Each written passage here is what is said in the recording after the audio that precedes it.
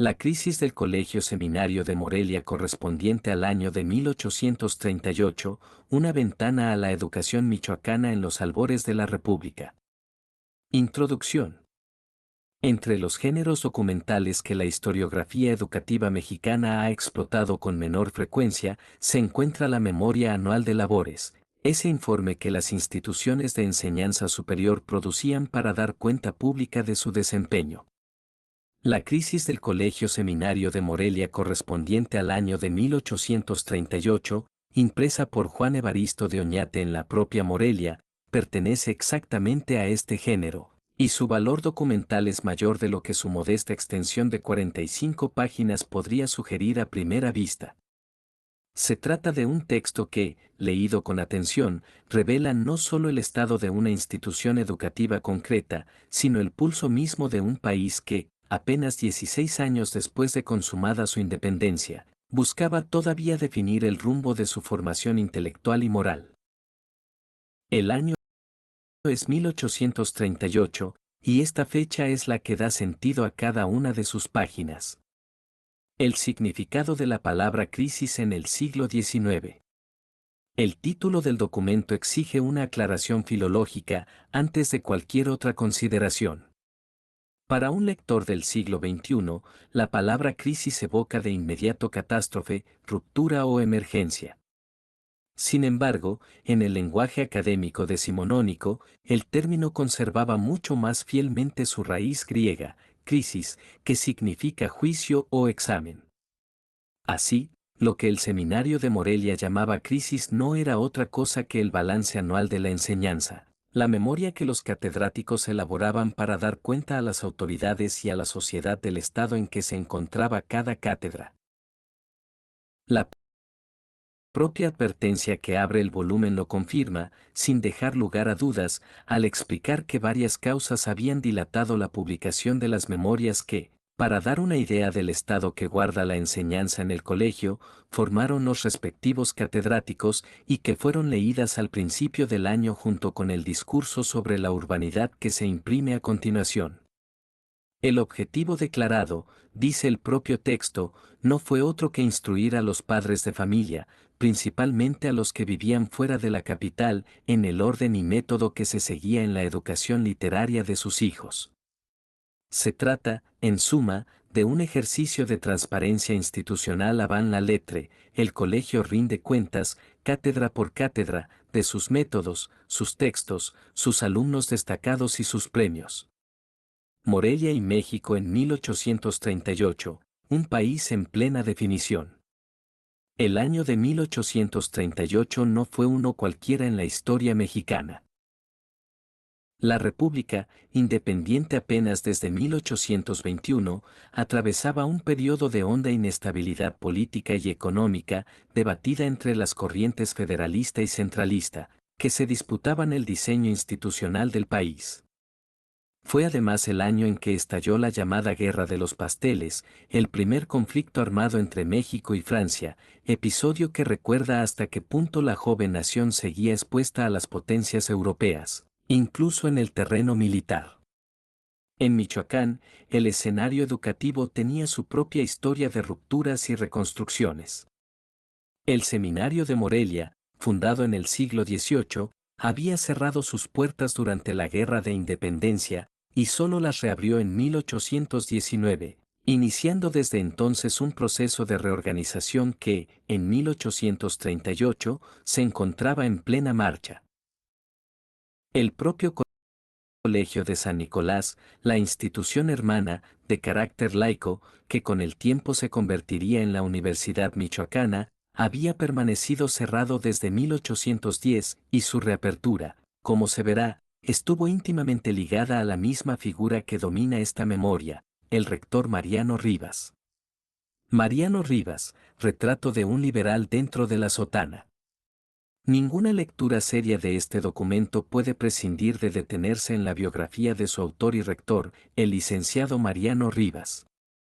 Nacido en 1797 en San Jerónimo Purenchecuaro, pueblo ribereño del lago de Pátzcuaro, Rivas representa un caso paradigmático de la generación formada en los intersticios de la guerra, Al cerrarse el seminario de Valladolid y el colegio de San Nicolás durante la contienda independentista, tuvo que realizar sus estudios de humanidades bajo la tutela de un tío suyo, cura de pueblo.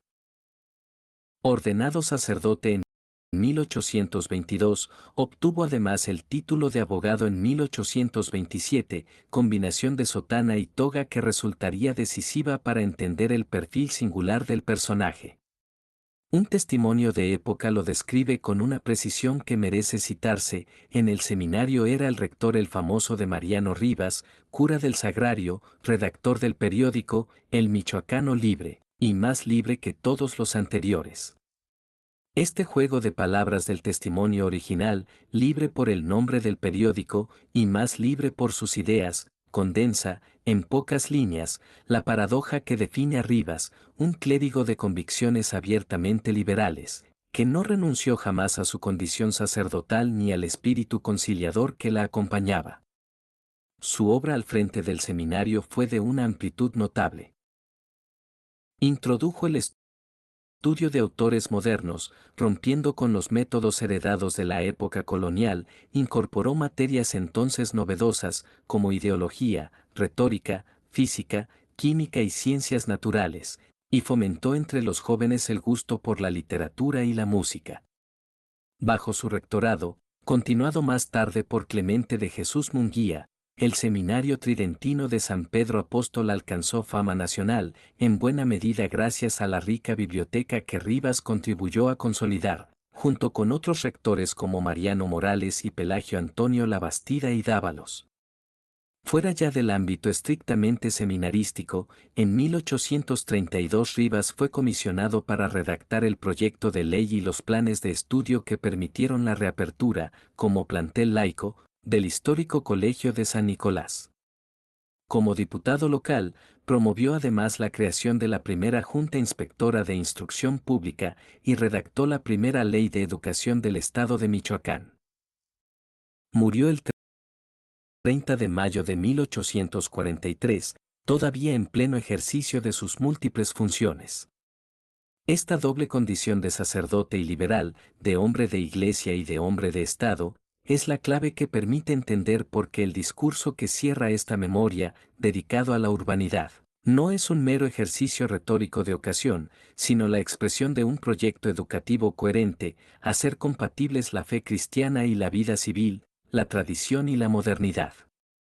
La estructura de la memoria, un recorrido por las cátedras. El cuerpo del documento se organiza como un desfile ordenado de cátedras, cada una con su propio balance anual, sus alumnos distinguidos y los premios otorgados. Este recorrido merece reconstruirse con cierto detalle, porque en él se aprecia, mejor que en ninguna otra parte, el nivel real de la enseñanza moreliana de la época. La cátedra de gramática castellana reconoce abiertamente sus limitaciones. Conservamos todavía en esta clase por la falta de un buen compendio, la gramática de la academia, explican los catedráticos, quienes se valieron de las obras de Salvá y de Sicilia para completar las carencias del texto oficial. El método pedagógico buscaba, según sus propias palabras, amenizar su estudio haciendo que aplicasen las reglas en el análisis de varios trozos tomados de antemano de los clásicos españoles, de forma que los alumnos aprendieron casi todas las que se contienen en su pequeña colección. El premio de esta cátedra recayó en Ceferino Páramo. La cátedra de etimología latina trabajaba sobre la gramática de Iriarte, aplicando sus reglas a la traducción y análisis de las fábulas de Fedro. Mariano Laris obtuvo el premio, consistente en la obra de Salustio. Particularmente reveladora resulta la cátedra de sintaxis y prosodia latina, cuyos catedráticos no se limitan a describir el programa, sino que ensayan una crítica pedagógica de fondo. Juzgan que, supuesto ya el estudio de la gramática castellana, el volumen de la latina que aquí se estudia debería estar reducida a menos de la mitad, pues en la sintaxis hay mucho superfluo, y la etimología resulta extraordinariamente difusa para los cursantes. El pasaje dedicado a la traducción de autores clásicos contiene una de las reflexiones metodológicas más finas de todo el documento, Los catedráticos identifican dos extremos igualmente perniciosos en la traducción escolar, una excesiva libertad y un imprudente servilismo, advirtiendo que la primera no da por resultado sino expresiones aisladas, y frecuentemente sin un sentido fijo, mientras que la segunda desfigura de tal suerte los conceptos originales que no pocas veces se pierden entre los pensamientos propios del traductor. Se trata de una teoría de la traducción notablemente moderna para su tiempo, que cita, como ejemplos de versiones fallidas, las que del propio Virgilio hicieron el maestro Diego López, Fray Luis de León y M.R. Desfontaines. Juan Navarro obtuvo el premio de esta clase, consistente en la obra de Sabatier sobre los 3 siglos de la literatura francesa. La cátedra de filosofía abarcaba matemáticas, física general y arquitectura civil. En matemáticas se dio mayor extensión que en años anteriores, explicándose la trigonometría rectilínea, la geometría práctica y la aplicación de la álgebra a la geometría, con aplicación práctica en la nivelación y medición de superficies y alturas sobre el terreno. En física se seguía, como en los años anteriores, el texto de M.R. Biot. En arquitectura se hizo ejercicio en el trazo de molduras y se llevó a los alumnos a visitar y analizar las obras más notables en esta línea fuera de las aulas. La cátedra de elocuencia, establecida apenas 2 años antes, ofrece quizá el pasaje más interesante desde el punto de vista intelectual. Los catedráticos reconocen el mérito de El arte de hablar de Gómez Hermosilla como el texto más acomodada a la enseñanza elemental, pero le formulan una crítica de fondo. Sus teorías sobre la profundidad y la belleza de los pensamientos son juzgadas tan vagas que no dejan ninguna idea precisa en el espíritu, puesto que hacen depender la sublimidad del efecto sensible de los objetos y, por tanto, de las circunstancias particulares del lector, antes que de principios fijos.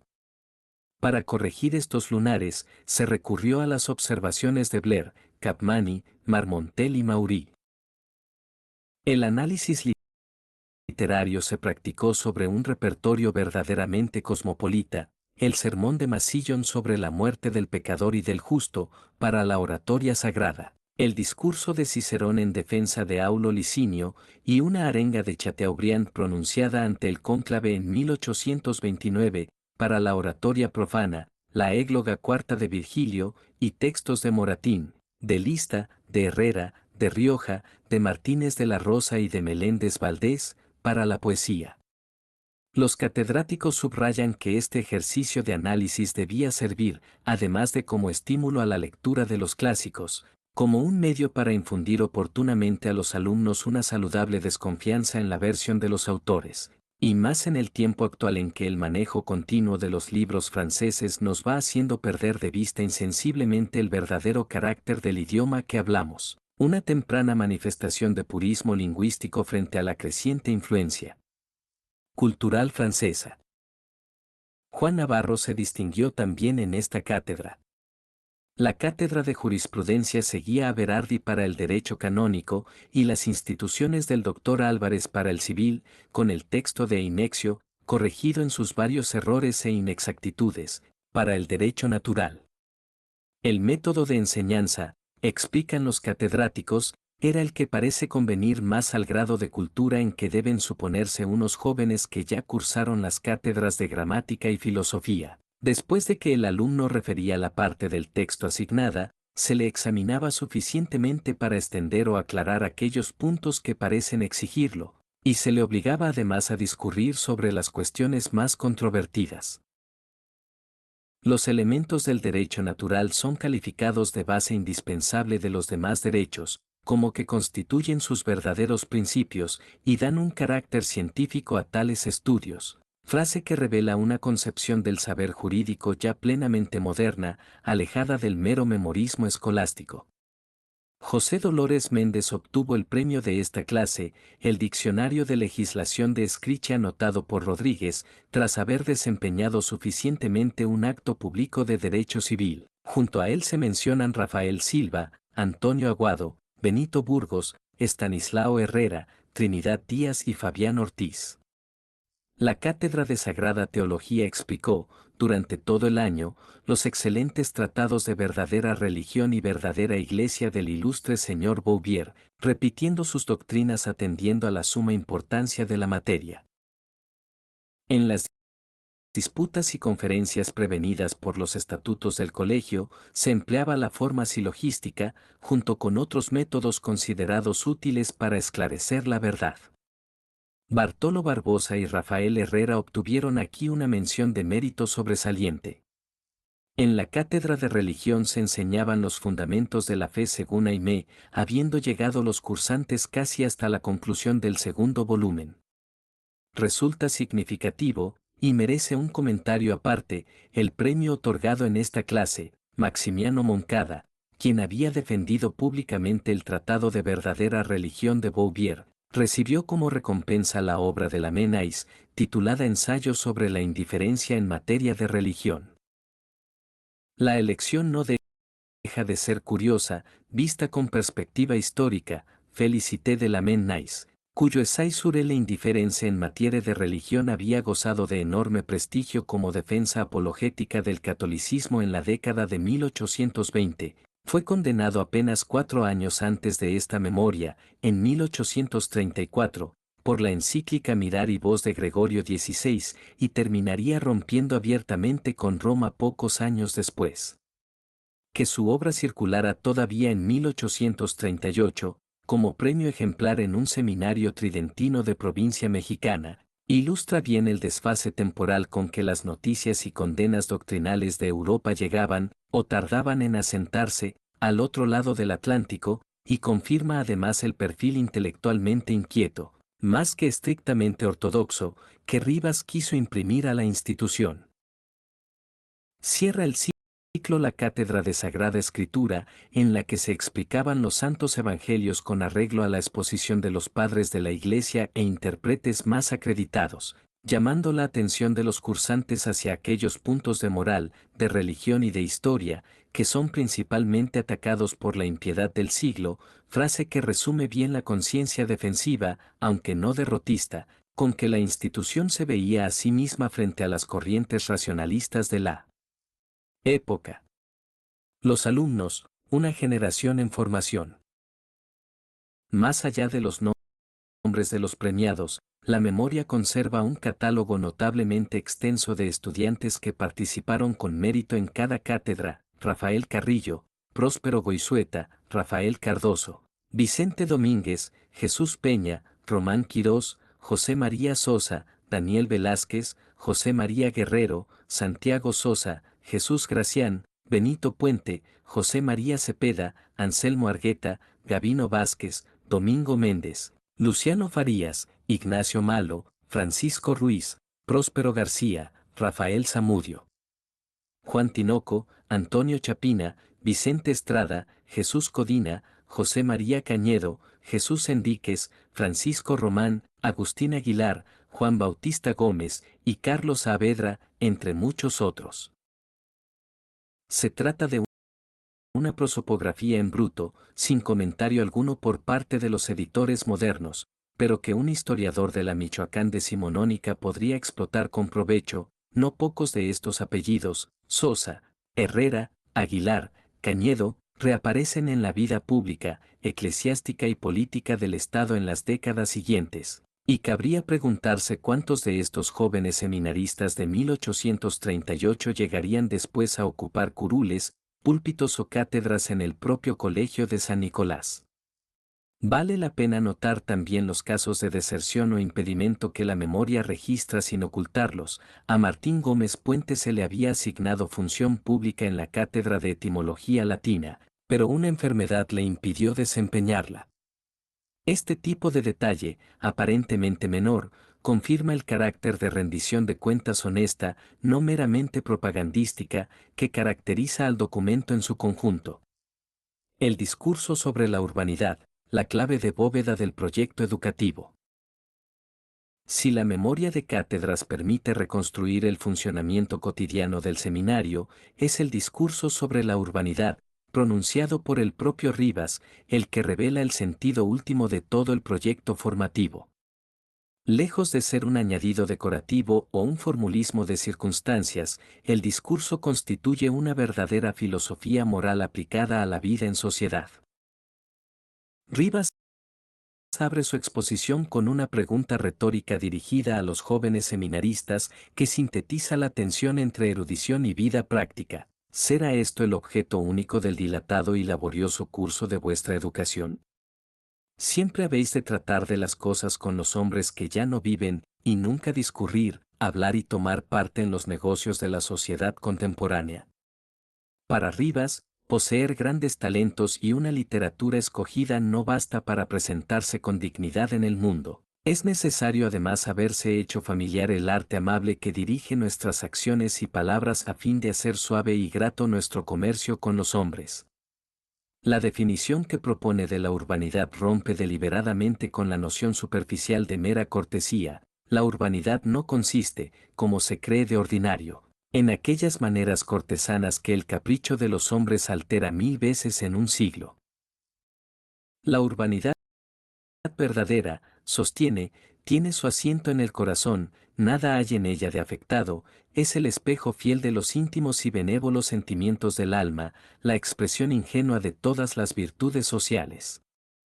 De ahí se sigue una consecuencia moral de gran calado: si la urbanidad genuina nace de las virtudes sociales, la descortesía revela necesariamente un vicio de fondo, pues los defectos de urbanidad nacen de la falta de las virtudes sociales. La primera parte del discurso se estructura como una galería de retratos morales de raigambre claramente clásica. El eco de la Bruyère y de los moralistas franceses del siglo XVIII resulta palpable, dedicada a desmontar los vicios que corrompen el trato social. El egoísta es descrito con una viveza casi teatral, recogido y absorto en sus profundas meditaciones. Parece que no ve, que no oye, que no siente, de tal manera que una estatua a su lado podría parecer más animada. Su rasgo distintivo es que el yo que reina en su corazón, suena a cada instante en sus labios, todo lo compara consigo y lo refiere a sí. Rivas retrata también al hablador incontenible, que habla sin interrupción, piensa después de haber hablado, y al murmurador que ataca a los ausentes porque no se atreve a enfrentar a los presentes, cargando en general sobre los defectos de los que no están presentes, que vanamente se indignan, no pudiendo oponer una defensa abierta. Especialmente aguda es la reflexión sobre la mofa como arma de los débiles. No solo es la arma del débil contra el débil, sino del débil contra el poderoso, a quien no se puede atacar de frente. Pasaje en el que Rivas cita a un moralista moderno para advertir que, desde que la mofa se ha hecho más general en las naciones civilizadas, el hombre ha perdido su fuerza y dignidad. Se ha extinguido el respeto a la moral sagrada. Frente a este catálogo de vicios, la segunda parte del discurso construye el retrato positivo del hombre verdaderamente sociable, capaz de conversar sin buscar el dominio de la palabra, prestando un oído atento y hablando cuando se ha encargado del asunto y llega su vez. Este hombre urbano, dice Rivas, no ve en los hombres sino amigos, extiende su benevolencia en servicios positivos y concretos, y llega incluso a practicar la beneficencia desinteresada y oculta, de la que Rivas ofrece una viñeta conmovedora, la de una madre que llora por los peligros que amenazan a su hija huérfana y a quien una mano anónima socorre sin buscar reconocimiento, pues pone su principal mérito en ocultarse y en quedar desconocida. En este punto, el discurso se eleva a una dimensión explícitamente religiosa. Las virtudes evangélicas son eminentemente sociales, y virtudes de un temple que la civilización más adelantada no puede dar a las suyas. Síntesis perfecta del proyecto de Rivas, que aspiraba a demostrar la compatibilidad entre la moral cristiana y la vida civil moderna, sin que una tuviera que sacrificarse a la otra. Rivas no se conforma con el retrato moral general, dedica un pasaje específico a la conversación como arte, en el que se anticipa a buena parte de la literatura moderna sobre urbanidad conversacional. El hombre verdaderamente sociable, escribe, sabe que en oír sin distracción y en hablar con oportunidad está cifrado todo el arte de una conversación agradable. Sabe también que el que aspira a reinar solo queda al instante destronado, y que el que pretende agradar exclusivamente disgusta a todos y se hace insoportable. Cuando discrepa de sus amigos, no se opone abiertamente, sino que toma un largo rodeo, se insinúa blandamente en el corazón, de modo que vencedor y vencido se separan más amigos que nunca. Frente al maldiciente y al libertino, en cambio, Rivas reconoce un límite claro a la tolerancia. Lo único que no puede soportar es la profunda corrupción de aquellos corazones gangrenados, que exhalan sin contenerse una fetidez mortífera, y ante una reunión de libertinos que hacen profesión de ultrajar la decencia, recoge toda su dignidad para dar a entender su desaprobación. Particularmente moderno resulta el tratamiento que Rivas da a la relación entre las clases sociales y el ejercicio de la urbanidad. Al hombre de alta posición se le debe, según distingue con precisión casi jurídica, un respeto dirigido no a la persona, sino al cargo, distingue de la dignidad a la persona que la obtiene, reservando para la dignidad las consideraciones que exige el orden social, y para la persona misma ya el simple honor, ya la cordial veneración cuando reconoce en ella el mérito premiado. Y añade una observación sociológica de gran perspicacia sobre por qué los poderosos exigen protocolo. Los constituidos en altas dignidades no son tan exactos en observar todas las formalidades de la etiqueta, sino a fin de que se guarden con ellos, pues cualquier ascendiente que se tomara sobre su espíritu comprometería la independencia de sus resoluciones en el orden público. El discurso cierra con una apelación directa y vibrante a los seminaristas, invocando la honra de este colegio y el deseo compartido de la paz y de la felicidad del género humano como los motivos últimos que justifican tanto celo puesto en una virtud aparentemente menor. La cultura material del impreso, de Morelia al Wellcome Institute. El propio objeto físico que ha transmitido este texto hasta nosotros merece una nota aparte. La crisis fue impresa por Juan Evaristo de Oñate en Morelia, uno de los talleres tipográficos activos en la capital michoacana durante las décadas centrales del siglo XIX, en una época en que la imprenta provincial mexicana dependía todavía, en buena medida, de un número reducido de oficinas capaces de sostener la edición de folletos institucionales, periódicos y memorias oficiales. El ejemplar digitalizado que hoy circula perteneció a la biblioteca del Wellcome Institute de Londres, según revelan tanto el sello de tinta como la ficha de catálogo pegada en las primeras páginas, y fue digitalizado por el Internet Archive en 2018, gracias a financiamiento de la Wellcome Library. El recorrido de este pequeño folleto michoacano, de una imprenta de provincia mexicana a los anaqueles de una de las bibliotecas médicas y de historia de la ciencia más importantes del mundo anglosajón, es, en sí mismo, un episodio menor pero elocuente de la historia de la circulación internacional de impresos hispanoamericanos, y recuerda que buena parte de lo que hoy sabemos sobre la vida intelectual del México decimonónico depende de la azarosa supervivencia de ejemplares que terminaron, por vías no siempre reconstruibles, en colecciones muy alejadas de su lugar de origen. El seminario entre la tradición y la modernidad. Lo que emerge de la lectura conjunta de las cátedras y del discurso final es la imagen de una institución consciente de estar situada en un momento de bisagra histórica. El seminario de Morelia de 1838 leía a autores franceses como Biot, Bouvier, Massillon, Chateaubriand y Lamennais, discutía las corrientes filosóficas y literarias europeas, criticaba a Hermosilla, pero seguía usándolo como texto base, buscaba una obra satisfactoria de derecho natural que no encontraba y debía conformarse con un inexio corregido. Era, en suma, una institución que miraba hacia Europa con una mezcla de admiración y recelo, consciente de que el mundo estaba cambiando, y de que la educación debía preparar a los jóvenes para ese cambio sin renunciar a sus principios fundacionales. La enseñanza del griego, ausente, según se afirma, en cualquier otro establecimiento de educación superior del momento, daba a los alumnos del seminario un tono culto que los distinguía.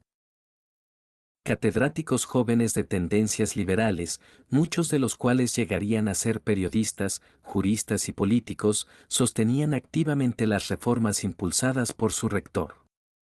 El seminario y el colegio de San Nicolás, dos proyectos, un mismo artífice. No puede cerrarse este recorrido sin subrayar una paradoja que atraviesa toda la biografía de Mariano Rivas y que ilumina retrospectivamente el sentido de la memoria de 1838. El mismo hombre que, como rector del Seminario Tridentino, defendía con vigor el estudio de la Sagrada Teología, la religión y la Sagrada Escritura, y que hacía de la impiedad del siglo un enemigo declarado a combatir en las aulas, fue también el comisionado que, en 1832, redactó el proyecto de ley para reabrir, como plantel explícitamente laico, el histórico Colegio de San Nicolás.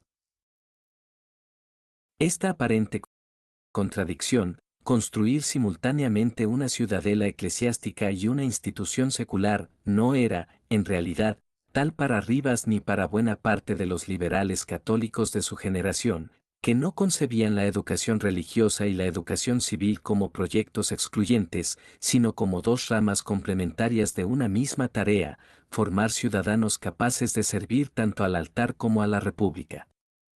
El Seminario de Morelia de 1838, con su currícula que combinaba griego, latín, matemáticas, física de Biot, arquitectura civil y teología dogmática, es el mejor testimonio disponible de que esa síntesis no era, para Rivas, una quimera retórica, sino un programa efectivamente puesto en práctica, aula por aula, cátedra por cátedra.